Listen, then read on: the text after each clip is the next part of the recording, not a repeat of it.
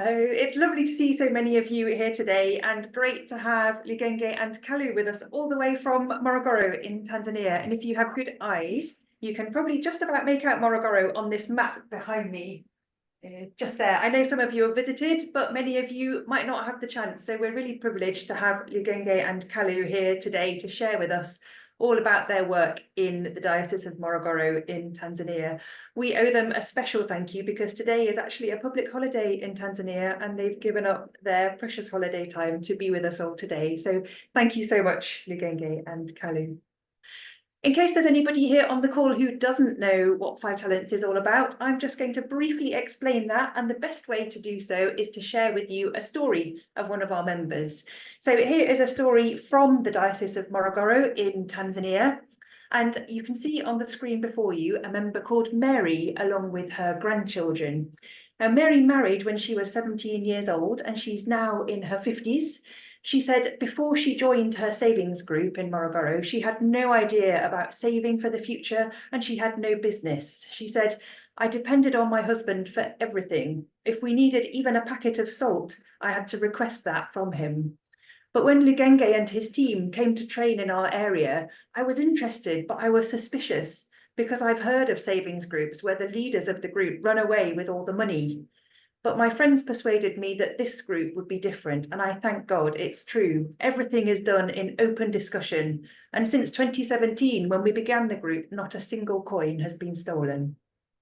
So Mary joined the savings group back in 2017, and together they began saving weekly into the group's bank account, all the while taking part in financial literacy and business skills training through Lugenge and his team. Mary's group is really active. They save around 60 pence every week, and they also put aside 30 pence every time they meet for the group's social and emergency fund, so they can support each other if they have emergency needs, as well as building their own savings and businesses. They've even got a group business. So at the start of each year, they do a bulk order of soap, and each member has 11 bars of soap, which they go and sell amongst their own networks and keep the profit for themselves. And then recently, the group also donated 8 bags of cement to build a new church in their community. So you can see it's a really vibrant group. And members take individual loans as well. And Mary decided once she'd built her savings and done some business skills training, she wanted to start a business too. So she borrowed £90 from her group to start her first ever business. And she invested in selling potatoes. She also used a little bit of money to make some bricks so that she could build a better home for her family. The potato business did well, and she took a second loan to expand the business, and more recently she took a third loan to finish the building of her house. Now the house is built, she's planning to establish a permanent shop from her front room so that she won't have to pay any rent when she's trading. And the new house also means that those 3 grandchildren that you can see have been able to move in with her. Her own children have grown up now, but she wanted to provide a good home for 3 of her grandchildren. So they now live with her, and she says their lives have really changed. She tells us she learnt to work hard because of her savings group, and she's never missed a single loan repayment. After being trained by Lugenge and Kalu, she learnt to keep business records so she can track her profits and plan her business income and expenditure. She says she's just made enough profit to install electricity in the new home, and she says, my husband couldn't believe it. She's so proud that she's been able to build a home and support her grandchildren, and she's gone from being completely dependent on her husband to having her own savings and a thriving business of her own. She said the group training and ideas helped her so much that now she wants to be an ambassador, training other groups in her region, as we, in partnership with Lugenge and his team, are embarking on a whole new cycle of savings groups formation across the Diocese of Morogoro. Now, Mary's just one of 30,000 savings groups members that Five Talents supports each year across Eastern Africa, but the impact is far wider than those 30,000 members. I always love the ripple effects of these savings groups. Mary's group, as you heard, had a welfare fund to support the wider community. The members are creating employment as they hire people to work in their businesses, and they're enabling the next generation of children and grandchildren to have a better future by going to school and living in better homes. Now, unlocking all that talent and all that potential is what Lugenge, Kalu and their team do. Of course, they couldn't do the work without your support, so we want to say a big thank you to all of you for your support. But we often say it's Lugenge, Kalu and the team who do the really hard work. And I'm delighted that they're here with us today to tell you more about it. So huge thank you to you again, and let me pass over to May, Kalu and Lugenge. Thank you, Rachel, and thank you everyone for joining us today. I'm May. For those of you who don't know me, I'm part of the Global Programs team here at 5 Talents, and I work closely with our two guests today, whom I'm delighted to introduce to you, and that's Kalu, who is a program trainer, and Lugenge, the program coordinator of the Morogoro Tanzania program. Why don't we get stuck in? I'm going to start with a question for Lugenge. Many of our supporters have not visited Tanzania before and may know very little about it. Can you provide a little background and context of what life is like in Morogoro and perhaps some of the challenges that people there may experience?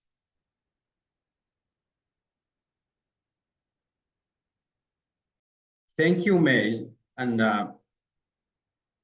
my name is Lugenge, as you introduced, from Morogoro, Tanzania. I would like to say Morogoro is one of the 31 administrative regions that is found in Tanzania. And the region is found in the eastern part of the mainland. And for those who have been, who know Dar es Salaam, it is 78 kilometers. The region is so big, it almost comprise 70,000 kilometer square. And according to the 2022 census, the region population is over 3 million residents. So Morogoro also is located under mountain base, the mountains we call Uluguru Mountains.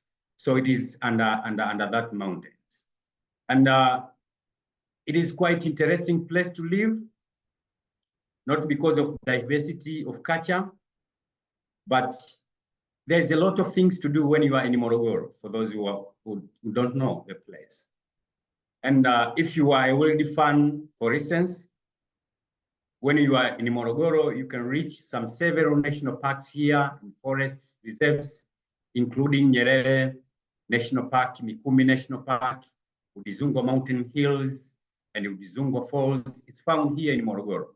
So, as I said, there's a lot of things that you can do here. Also, Morogoro is very crucial in agriculture activities, and it is famous for sisal as well as rice, sugarcane. We have 3 companies here of sugar in Morogoro. So all in all, Morogoro is a vibrant region. And I would like to recommend anyone to visit. You're most welcome. But also there are some challenges that are facing our community here in Morogoro. Clean water, of course, healthcare issues, of education for its population, and other. Recently, we have faced natural calamities like floods, as you heard in news and broadcasts. So, but the positive thing is people here are hardworking and very hard, and they're doing that in order to overcome these challenges for uplifting the standard of life. Thank you so much. Thanks, Lugenge. Morogoro sounds like a wonderful place, and I've had the pleasure of going twice to visit you and the team, and I can confirm that it is a very beautiful area. So you were talking about hardworking people, and so I'm going to pass my next question over to Kalu. Now that we know a little bit more about Morogoro, we'd love to hear more about the communities that live there. Can you tell us about the members you work with?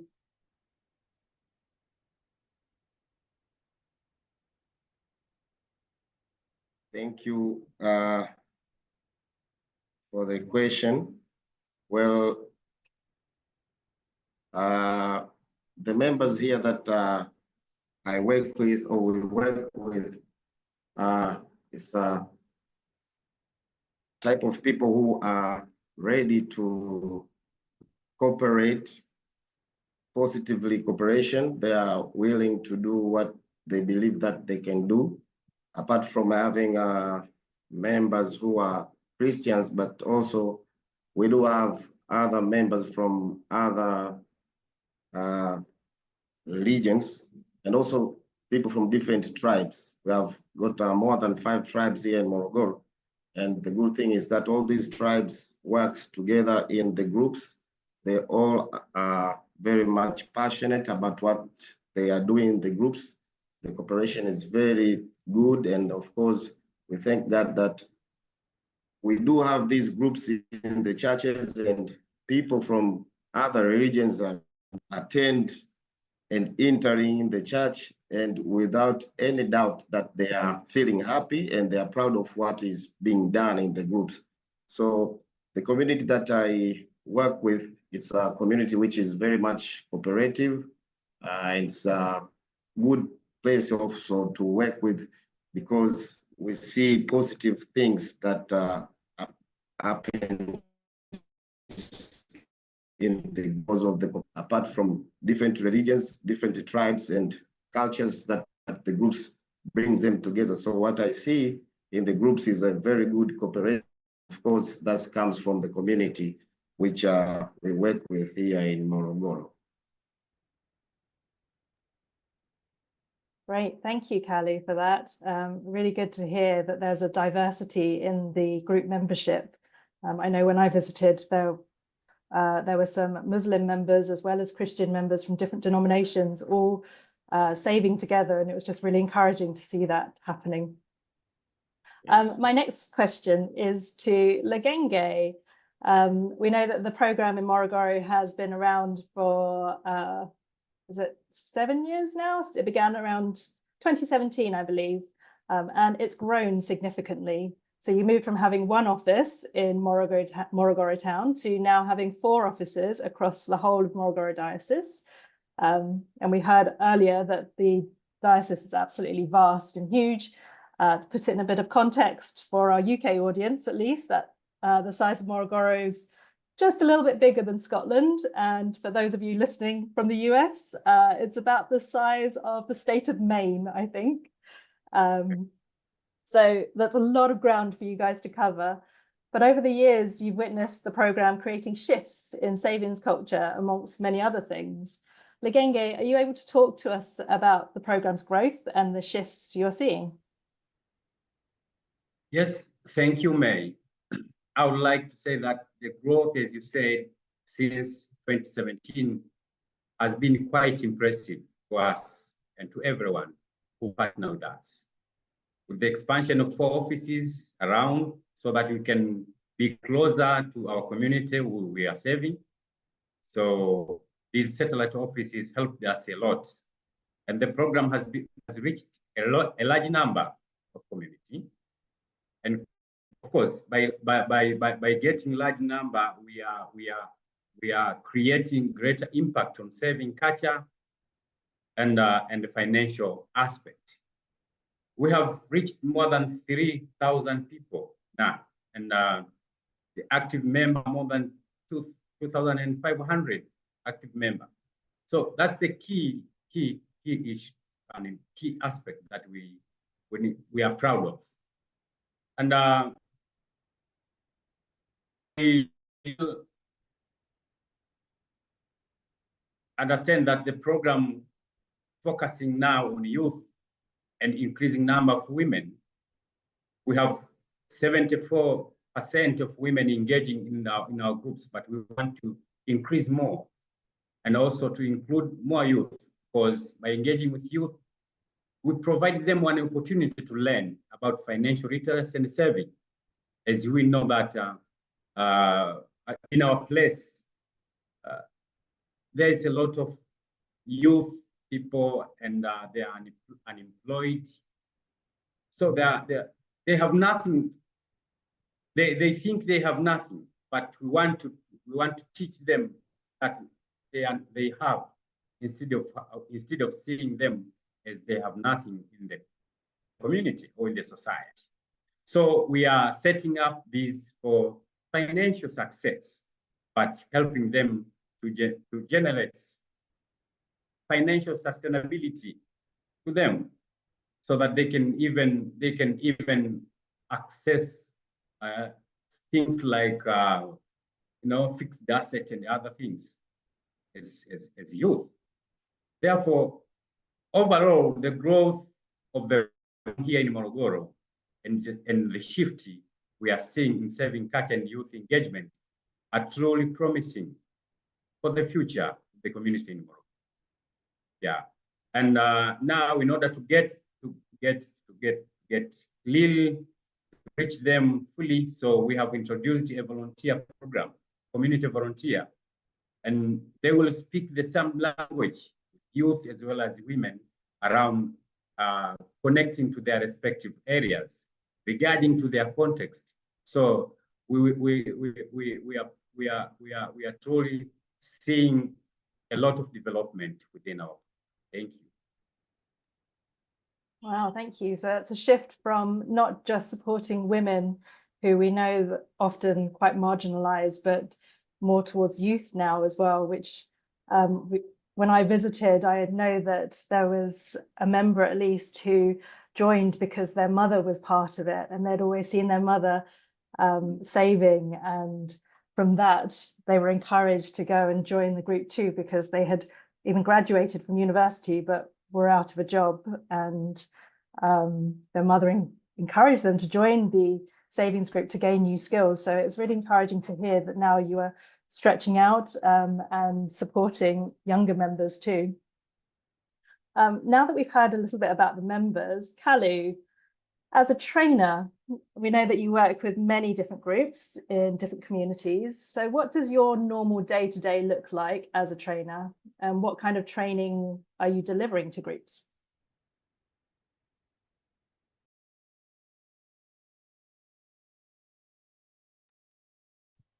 Yes, I usually used to wake up at 7 myself before heading to my office, and I reach my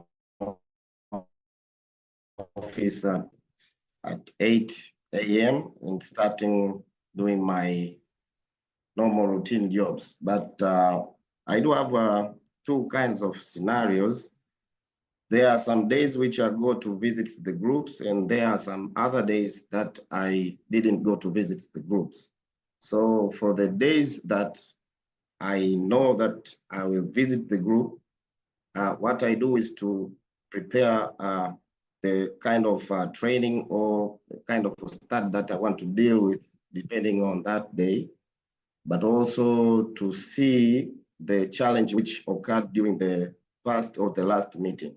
So after preparing those kind of things and prepare myself, at 2 p.m., I start to travel from my office heading to the group. And I normally train the group for 2 hours, which means around 6, I'll start my traveling, going back to my place or to my office to complete the other few tasks that remains. It depends with the distance that the group is, and sometimes the group is too far. So I used to sleep where the group is, and the next day I start my traveling, going back to my office in my own place. But also, if the group is found around the road that I'm passing through, I used to do the other work, which has to be done depending on the day. And during these days that I don't visit groups, I used to stay in my office for the whole days, 8 a.m. to 4 p.m. And the main things that is being done there, trying to see the kind of trainings that I have not yet delivered. So it's the right time for me to prepare, but also I'm trying to make sure that each and every pending task is well completed before the next day. So that's the day-to-day routine, how it is, based on my work. And coming back to the types of trainings that I do deliver to my groups and group members. Previously, we had 2 training manuals that we use, which is planning for better business, and also the other one is restore saving. And lately, we started to train about participatory Bible studies. So we use manuals in our groups. So we train also about financial management skills, things which concern with record keeping, savings management, as well as loan management. And about leadership and group management at large, business skills and entrepreneurship skills. Also, we train about proper utilization of available resources, things which are also found in some verses that are found in participatory Bible studies. And recently, because we are using volunteers as our people who can also help us this kind of job, we train them about OMC policy and group structure, what differentiates us from other groups. That are some of the things that we do train our members and these people who are ready to volunteers. Thank you. Thanks, Kalu. It sounds like you have a very busy day from 7 a.m. to beyond 6 p.m. when you get home, or not even get home, because that's when you leave the groups. And as we heard, they are spread far and wide. So sometimes it sounds like you're traveling for 2 hours to get to groups. Sounds like a busy day. And the training that you're providing sounds like it's not just business skills and financial skills that people are developing, but also developing kind of community skills as well, understanding what they have in their communities that can be used to support each other, which is really important to build sustainability, I believe. So thank you so much for sharing. Now, Kalu shared also about using various curriculums that he adapts for each group. Now, the savings and business curriculum that our partners use was developed by an organization called Chalmers Center. And we're delighted that recently Lugenge, as well as a few other program coordinators, became master coaches with Chalmers. Now, this means that they're able to travel to train even more communities or organizations on how to set up these self-sustaining community-led savings groups and facilitate the participatory training that Kalu was mentioning earlier. We're proud that Lugenge was selected as a master coach, as it shows that he's so knowledgeable and that he leads his team so well, as you can see with Kalu. They're confident, and now they're even training the next generation with the volunteers as well. So Lugenge, can I ask you, what does it mean to you to be a master coach now, and what do you do as one?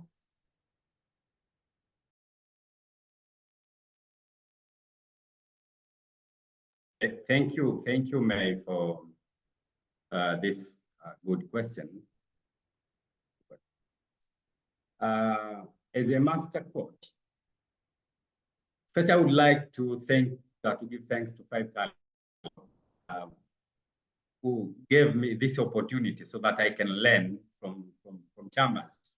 Yeah, as I became a master coach, I have been able first to travel in different places and train them on setting up saving groups. For instance, recently I traveled to Mombasa Diocese, where I trained them and lead them how to deliver participatory training to their new program. But now it's not new. But that is how I feel happy to be a master coach.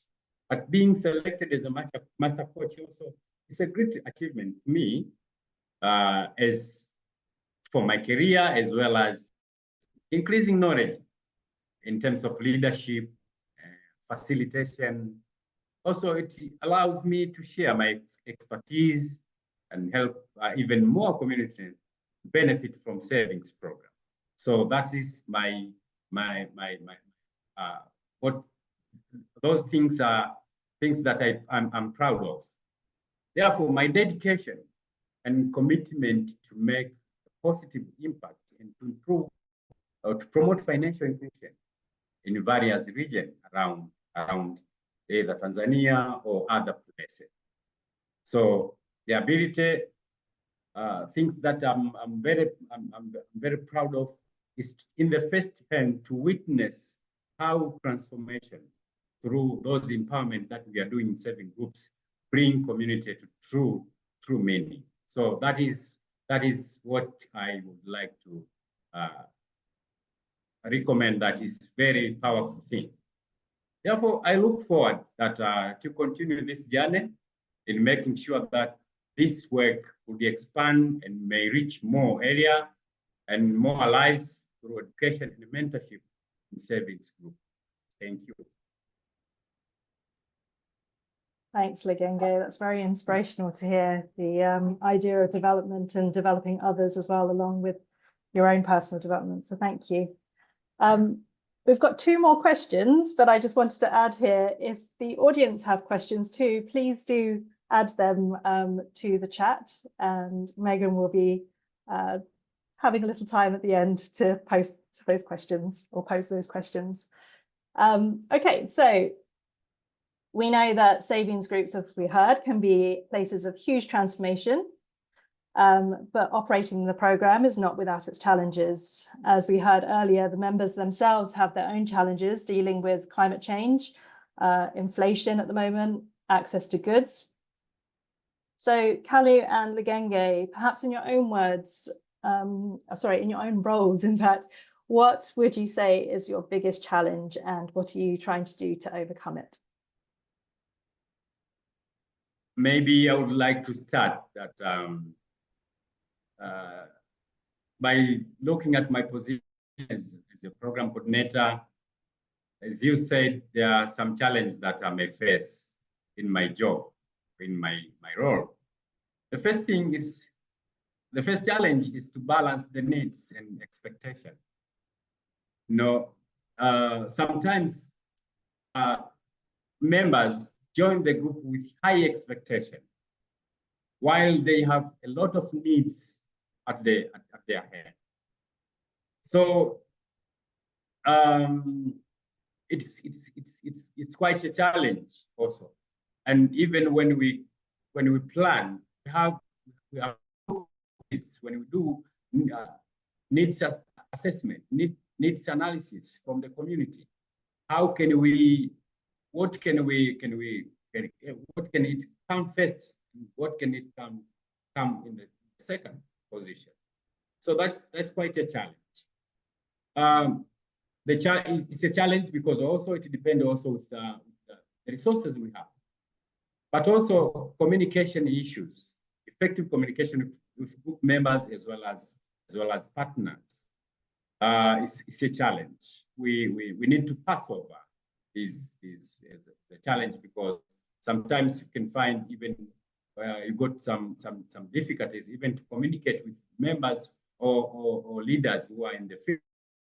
And sometimes when you communicate with the member, leaders may feel inferior, that your communication line is not made good. So it's a challenge. But also managing program and the resources efficiently also is one of the challenge where we may find that we have seen or we have witnessed some other calamities around there. Things are changing, the price of fuel, even the cost for traveling.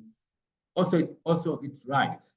The inflation in general is quite a challenge when we come to our resources and how we can use it efficiently. Also, I can say that ensuring that the program is sustainable is quite a challenge because we need to have long-term impact, that the impact that will give people an opportunity to feel that the program that they are having, it's their own. It's not from OMC or Mama Bahati, or it's not for 5 Talents. It's for their own.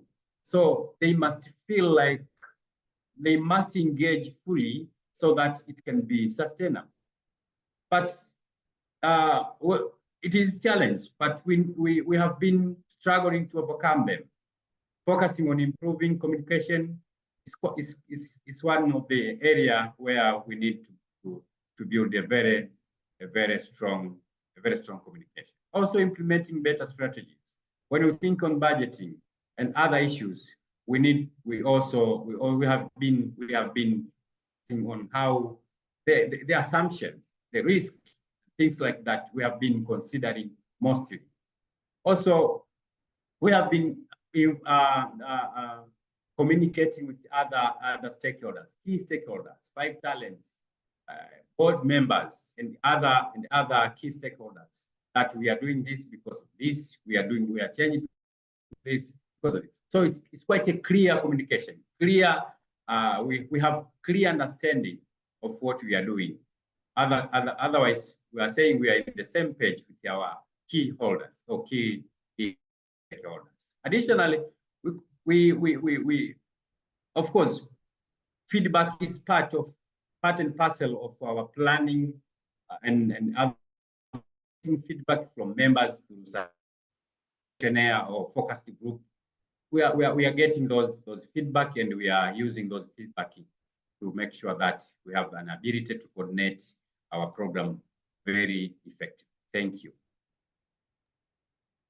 Thanks, Lugenge. And we're actually having a little bit of communication issues here sometimes with the internet breaking out. No, that's not your fault. That just shows us the types of challenges that you face.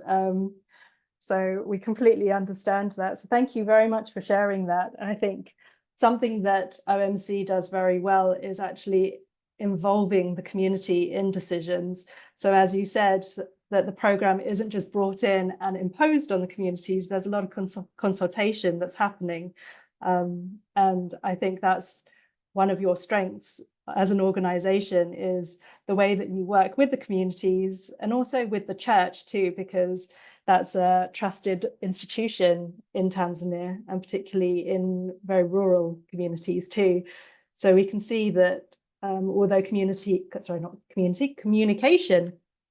can be a challenge, you've overcome that by opening up safe spaces for people to be able to discuss their challenges and work with them to recognize the resources that they have through these savings groups and through the training that you do. So I think that's something for you to celebrate as well. Even though it may be a challenge, I believe that you are overcoming it through the program and how you are managing it. So well done. I'm going to move on to the final question, which is that, as we just heard that Lugenge and in fact Kalu, you're both very passionate and committed to supporting the well-being and training and transformation of communities. So what are you most proud of from this program? Perhaps you can share a story of a member even here for us to hear about some of the changes that you have seen. I'm going to start with Kalu maybe for this one.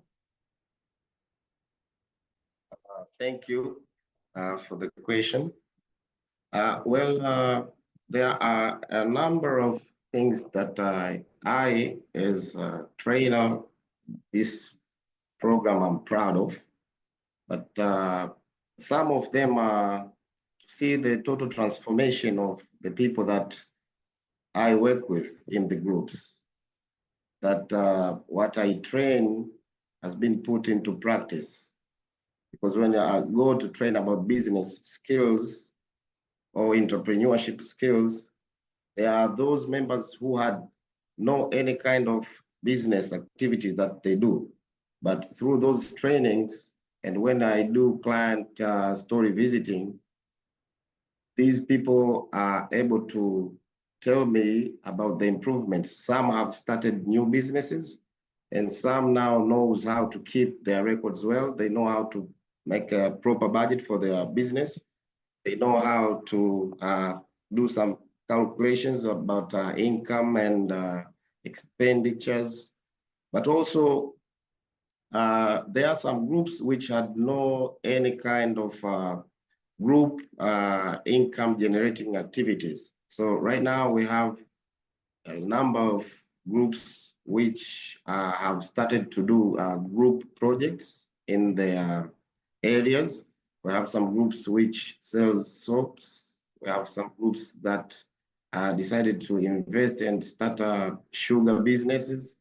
I have a group which started to do small farming activities based on vegetables, and also some groups which have decided to start a business which is directly concerning with helping the society directly by opening the group shop. And also we have the other group which uses to sell some utensils for eating, and others do sell some chairs and other things like that. So that's another thing that I'm proud of. But another thing is that I do have some groups which now started to do some sort of what we can say is corporate social responsibility, that they decide to give back to the church what they get from the AGMs that they do conduct normally every after completing the sake of their activities. There are some groups which decided to do some church renovations, sometimes painting or dealing with the floor or the rooftops and other kind of things like that. So these are few of the things that I feel like it's a good thing to be proud of. But also I had one member who was she was having a knowledge about tailoring, but she had no office and she had no tailoring machine. So by being in the group, she was able now, after having some loans, she was able now to get some money for buying a tailoring machine. So she had now a tailoring machine, but she had no place where she can start doing her activities. And because her home place is too narrow and the customers were very much demanding going to her home place, so she decided to go and request for a place where she can do her activities.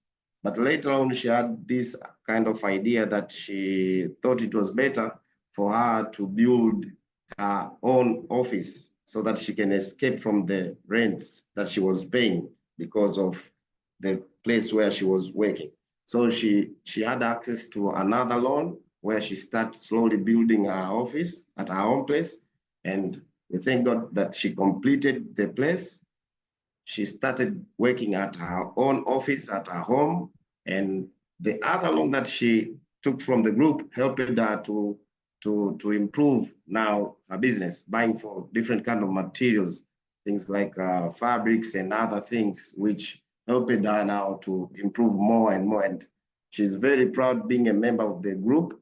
She's feeling that the group is the right place. And she was, she told me that she took a long time waiting without knowing that the group was there. So the importance of the group changed her life in one way or another and improved her living standard, because she's no longer dependent. She works so as to support her family and other few things like that. Thank you. Wow. Thank you, Kalu, for sharing. That's an inspirational story. Particularly like the fact that their individual businesses often aren't just impacting an individual's life, but the wider community too, because they're often bringing services to the community that weren't there in the first instance. And also the fact that lots of communities have, or lots of groups rather, have a business together where they are deciding on how to use the profits to better build up their community. Like, for example, as you said, painting the church walls or the building a roof, for example. Lugenge, do you have anything to add to that at all?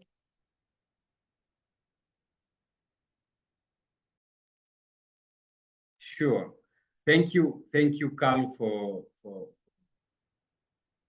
inspiring story. But there's a lot of testimony. There's a lot of things that is happening in the ground, but we can't mention here all of them. I have one that we have learned from the program, that through establishment of this program in this area, we have been preparing group leaders. And these group leaders, indirectly, we are preparing community leaders. So we hosted a meeting with pastors. We invited various leaders, group leaders from different places.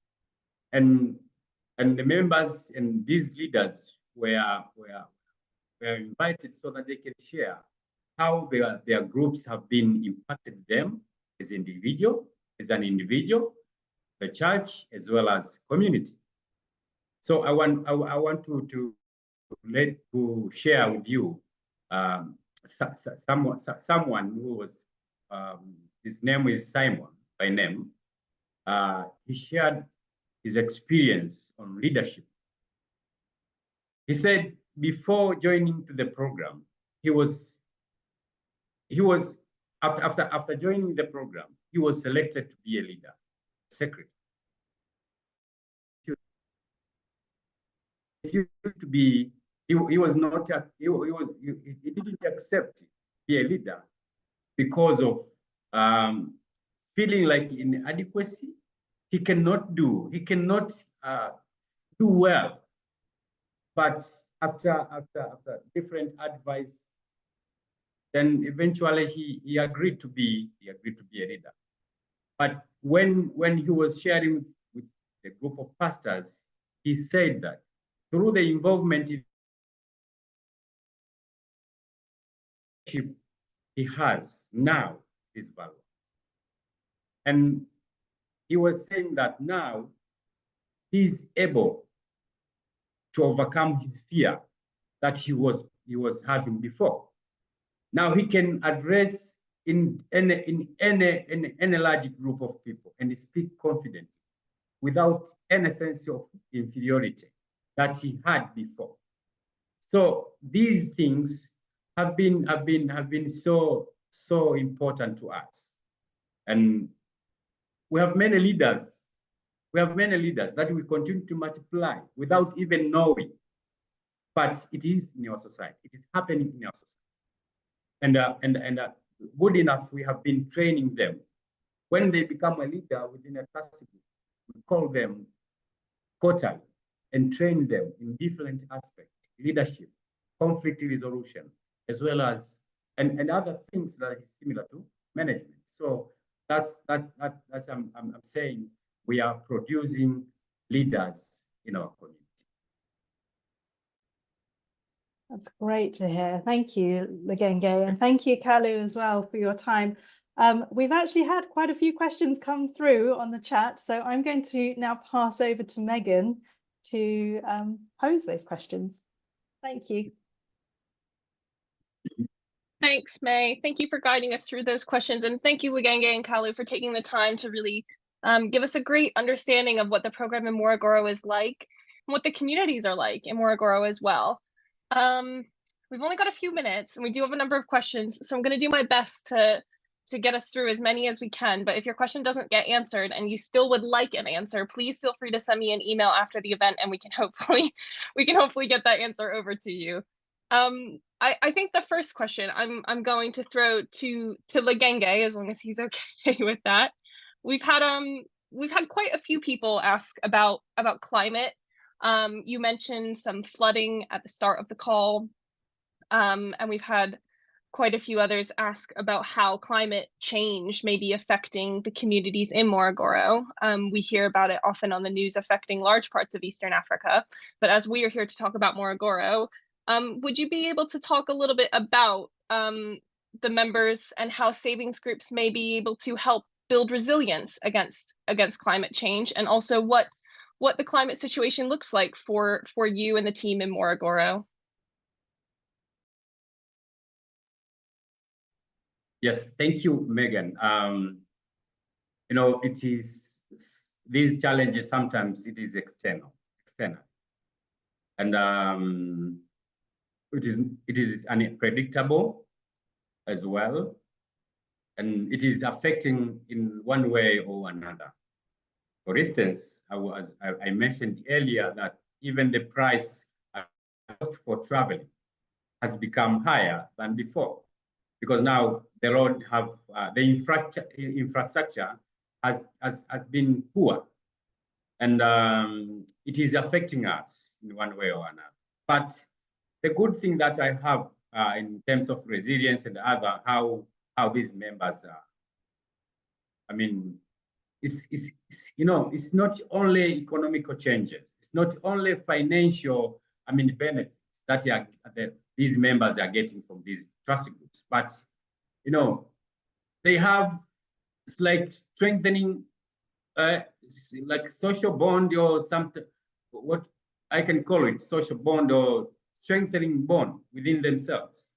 So in times of difficulties, they provide emotional support from each other, visiting to those who have been affected, and you know, expressing their interests on them. So that is quite a very good, I mean, even without money, they can do. So they have built a fellowship and collaboration to express and share their interests, and as I said, these events, social issues that are facing them. That's what I can say. Thank you, Lugenge. I really appreciate your answer to that. And we hear all the time from not just the program in Morogoro, but the other programs in Eastern Africa as well, that there is a huge sense of community, and that sometimes coming together to solve the problem is the best way through. The next question I'm going to direct to Kalu, if that's okay. So Kalu, we talked a little bit about Morogoro's shifting focus into introducing more youths into the program, as there is a high youth unemployment rate in in Tanzania. And someone has asked, do the training approaches differ between groups that are predominantly youth and the other groups that you're training? Are there different challenges for the youth groups, do you think?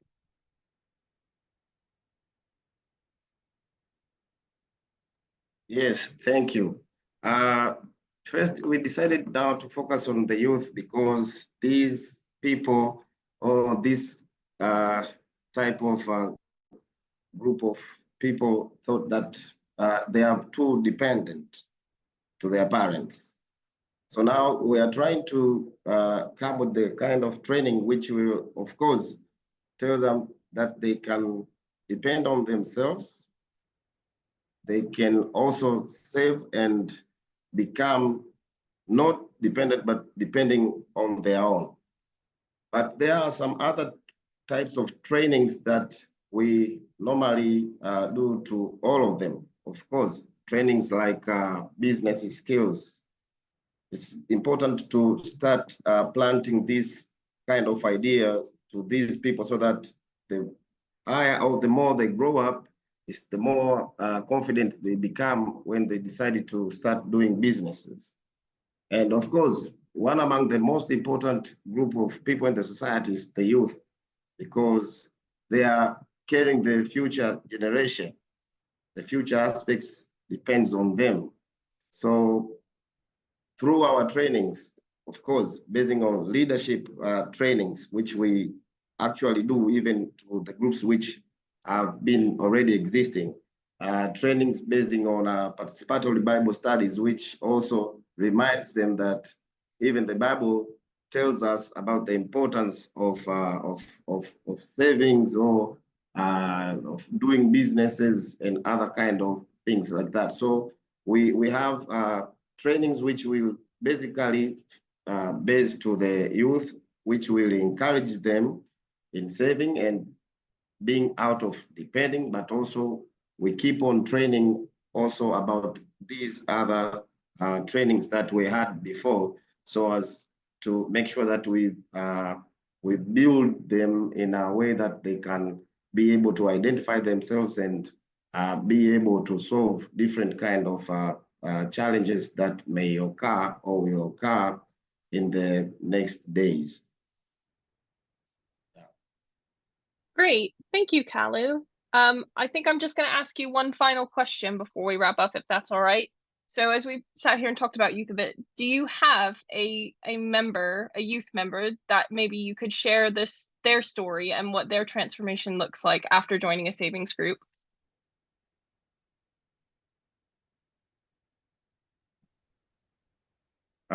Recently, because we are still creating these groups, and we have started to register new groups, we don't have yet a clear story to share. But what I remember, it was last year when we had this kind of a person who wanted to join in the group.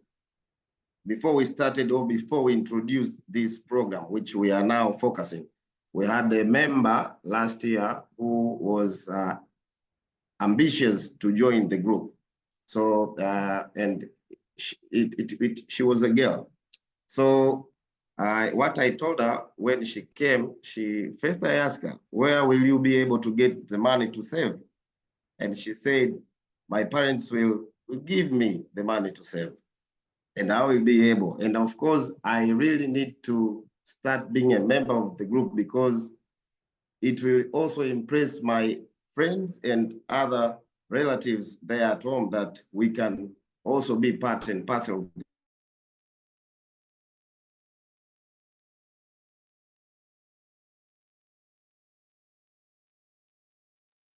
Oh no, I seem to have lost Kalu. I'm just going to see if maybe I could turn off his video to bring him back. Yeah. Oh, there you are, Kalu.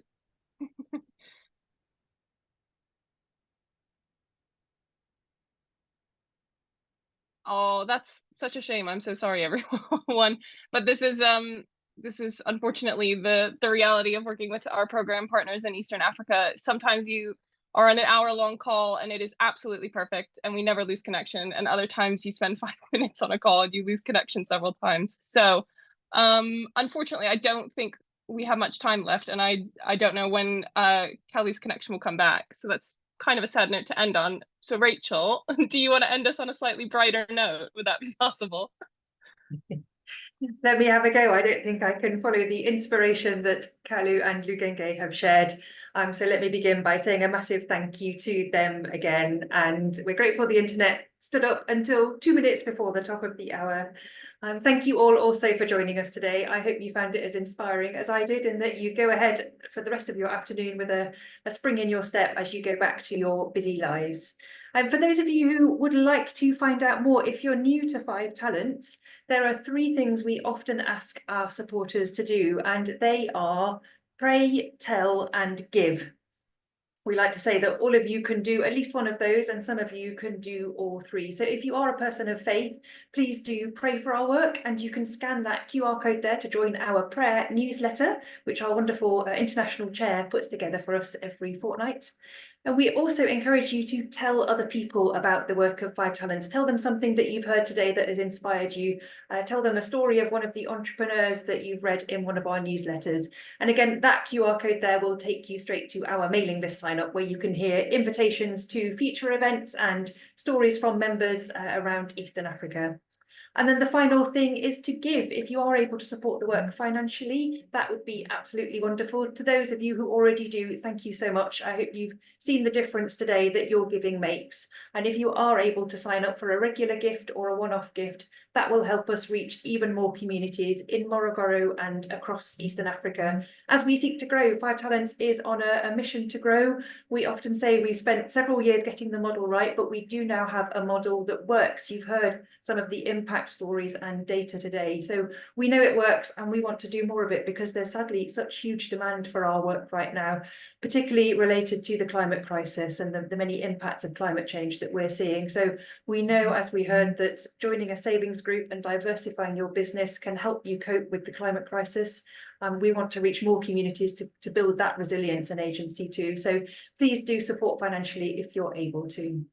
The one final opportunity for you, if you would like to travel to Morogoro to meet Lugenge and Kalu in person and to meet some of the entrepreneurs in person, we are taking a trip to Tanzania, to Morogoro, later this year in October. So drop us a line if you'd like to be involved in that. You can go to our website, 5talents.org.uk, if you're not into scanning QR codes, or drop any of us a line. And we hope to see you at an event again soon. Thank you so much for coming today and wish you a good afternoon.